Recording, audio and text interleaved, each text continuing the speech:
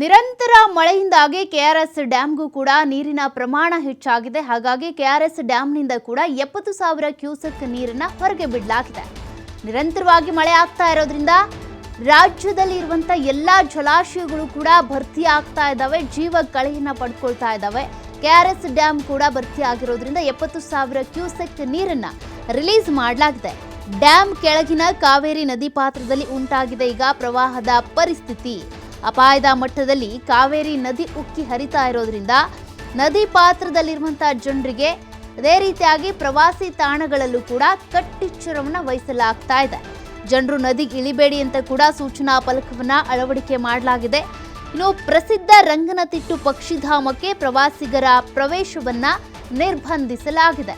ನಿನ್ನೆ ಕೂಡ ಈ ರಂಗನತಿಟ್ಟು ಪ್ರದೇಶದಲ್ಲಿರುವಂತಹ ಪಕ್ಷಿಗಳ ಗೂಡುಗಳು ಕೂಡ ಕೊಚ್ಕೊಂಡು ಹೋಗಿದ್ದಾವೆ. ಪಕ್ಷಿಗಳಿಗೂ ಕೂಡ ಗೂಡಿಲ್ಲದೆ ಅತಂತ್ರ ಪರಿಸ್ಥಿತಿ ಉಂಟಾಗಿದೆ ಅನ್ನೋದನ್ನ ಗಮನಿಸಿದ್ದೀರಾ. ಜೊತೆಗೆ ಇವತ್ತಿನಿಂದ ಅಲ್ಲಿಗೆ ಬರೋದಕ್ಕೂ ಕೂಡ ಪ್ರವಾಸಿಗರಿಗೆ ನಿರ್ಬಂಧವನ್ನು ಹೇರಲಾಗಿದೆ. ಯಾಕೆಂದರೆ ನೀರಿನ ರಭಸ ಹೆಚ್ಚಾಗಿದೆ.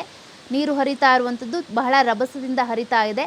ಈಗಾಗಲೇ 70,000 ಕ್ಯೂಸೆಕ್ ನೀರನ್ನು ಕೂಡ ಬಿಡುಗಡೆ ಮಾಡಲಾಗಿದೆ. ಹಾಗಾಗಿ ಯಾರೇ ಹೋದರೂ ಕೂಡ ಸೆಲ್ಫಿ, ರೀಲ್ಸ್, ವಿಡಿಯೋ ಹಾಗೆ ಹೀಗೆ ಅಂತ ಹುಚ್ಚಾಟ ಮಾಡೋದೇ ಹೆಚ್ಚು. ಹಾಗಾಗಿ ಯಾರಿಗೂ ಕೂಡ ಪ್ರಾಣಾಪಾಯ ಆಗಬಾರ್ದು ಅನ್ನುವಂಥ ನಿಟ್ಟಿನಲ್ಲಿ ಪ್ರವೇಶಕ್ಕೆ ನಿರ್ಬಂಧವನ್ನು ಕೂಡ ಹೇರಲಾಗಿದೆ. ಶ್ರೀರಂಗಪಟ್ಟಣದ ವೆಲ್ಲೆಸ್ಲಿ ಸೇತುವೆ ಮೇಲೆ ಸಂಚಾರಕ್ಕೆ ನಿಷೇಧವನ್ನು ಕೂಡ ಹೇರಲಾಗಿದೆ. ನೀರಿನ ಪ್ರಮಾಣ ಹೆಚ್ಚಾಗಿರೋದ್ರಿಂದ ಈಗಾಗಲೇ ಕೆಆರ್ಎಸ್ನಿಂದ 70,000 ಕ್ಯೂಸೆಕ್ ನೀರನ್ನು ರಿಲೀಸ್ ಮಾಡಲಾಗಿದೆ. ಆ ನೀರು ಎಲ್ಲೆಲ್ಲಿ ಹೋಗುತ್ತೆ, ಯಾವ್ಯಾವ ರಸ್ತೆಗಳು ಮುಳುಗಡೆ ಆಗುತ್ತೆ, ಅದೆಲ್ಲದ್ರ ಬಗ್ಗೆ ಕೂಡ ಒಂದಷ್ಟು ಅಂದಾಜು ಇದ್ದೇ ಇರುತ್ತೆ. ಹಾಗಾಗಿ ಒಂದಷ್ಟು ಸೂಚನಾ ಫಲಕಗಳನ್ನು ಅಳವಡಿಸಲಾಗಿದೆ. ಜೊತೆಗೆ ಯಾವ್ಯಾವ ರಸ್ತೆಗಳಲ್ಲಿ ಓಡಾಡಬಾರ್ದು ಅಂತ ಕೂಡ ಜನರಿಗೆ ಒಂದಷ್ಟು ನಿಷೇಧವನ್ನು ಕೂಡ ಹೇರಲಾಗಿದೆ.